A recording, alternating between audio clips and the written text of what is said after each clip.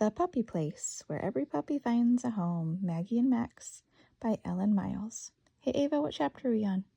7. Chapter 7. When what to my wandering eyes should appear but a miniature sleigh and 8 tiny reindeer? Sammy said his lines and waited for Charles to say the next one. And waited. Charles was thinking. Why do they say 8 tiny reindeer, he asked. If they're so tiny, how can they pull Santa's sled? Maybe it's because his sleigh is miniature. That means little, right?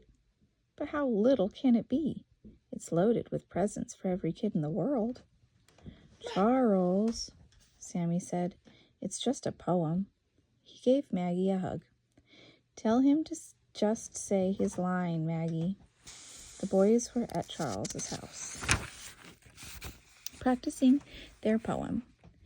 Maggie was still moping, and Buddy was trying to cheer her up by rolling onto his back and batting at her chin with his paws the way Max always did. But what Buddy was not Max, and Maggie knew it.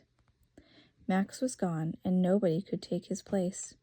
Maggie let out one of his big sighs and plodded over to lie down by the Christmas tree. Charles couldn't say his line because he couldn't quite remember it. And even worse, he knew the hardest lines of all were still coming up, the ones where Santa calls to his reindeer by name. No matter how hard he tried, Charles could not get those reindeer names straight. Dasher and Dancer he could remember, but after that he got all mixed up. Comet, Cupid, what kind of names were those for reindeer? You know what, Sammy? What? I really do not like this poem. Charles buried his face in the soft fur of Buddy's neck. Maybe we have to come up with another idea for the Nest's Christmas show. This wasn't working out. This isn't working out. Sammy shrugged. It's okay with me if we do something else, he said. But it's up to you to think of it. Maybe we could just sing Jingle Bells or something, Charles suggested. He knew it was a dumb idea, but at the moment it was the only one he could think of.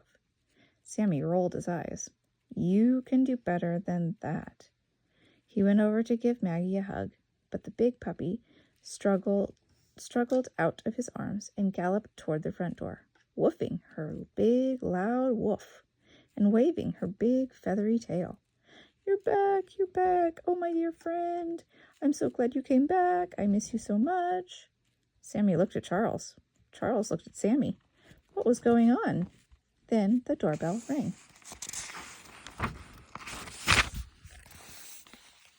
Can you get that, Charles? Mom called from the kitchen. Charles was already on his way, with Buddy trotting beside him. Sammy grabbed onto Maggie's collar to keep her inside while Charles pulled the door open. There on the porch was Mr. Baker, holding a cat carrier. He did not look very jolly. Mr. Baker, Charles said. Hello, Charles, replied Mr. Baker. Can you guess why I'm here? By then, Maggie had struggled out of Sammy's grasp. She had both big paws up on the cat carrier. Her tail was wagging, and she was woofing softly. Charles could hear happy mews coming from the inside of the carrier. He recognized that little voice. It was Max. Hooray, hooray, I'm back to stay. What's happening? Charles asked. Let's just say it didn't work out, said Mr. Baker. Mom came into the hall, wiping her hands on the kitchen towel. Oh dear, she said. She took the cat carrier from Mr. Baker and knelt down to open it up. Oh, hello, cutie pie. She reached inside for the kitten, but Max dashed straight past her towards Maggie. His purr rumbled loudly, enough for everyone to hear as he twined himself around Maggie's legs, pushing the top of his head up against her chin. Maggie wagged her tail and made soft woofing noises as she gave Max a few huge happy licks. That's the first time he stopped meowing since you dropped him off with me on Saturday, said Mr. Baker. He never stopped crying for his friend. Evan and the other kids tried everything to distract him, but nothing worked. He didn't want to play with string or chase the toy mice or even eat kitty treats or anything. He just ignored the kids and paced up and down, crying and crying. I guess he just missed Maggie too much. He shook his head. It's a pity. The kids are heartbroken. They've really fallen in love with this kitten. I can understand that, Mom said. Maybe you just have to adopt Maggie at the nest too, Charles said. Charles was still hoping that Mr. Baker would change his mind about that. But Mr. Baker shook his head. I just can't see how I can handle a puppy and a kitten.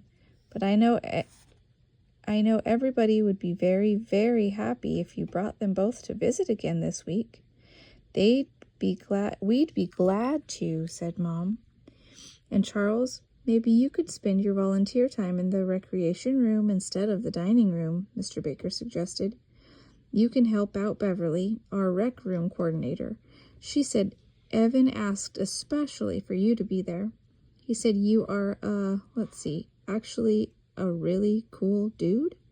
Ha ha, Sammy snorted. Charles looked at his friend. You're just jealous, he said.